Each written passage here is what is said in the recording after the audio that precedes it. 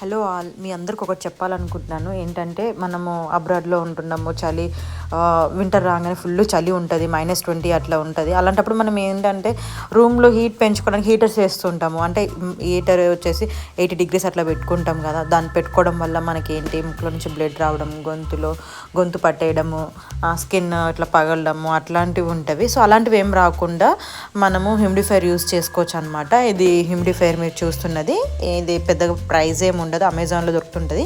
పెద్దవి ఉంటవి, చిన్నవి ఉంటవి. దీంట్లో వాటర్ పోస్తే ఇలా వాటర్ ఎవాపరేట్ అవుతూ మాయిశ్చర్ క్రియేట్ చేస్తూ ఉంటుంది అనమాట. సో దీనివల్ల యూజెస్ ఉంటాయి కానీ బ్యాడ్ ఏమి ఉండదు.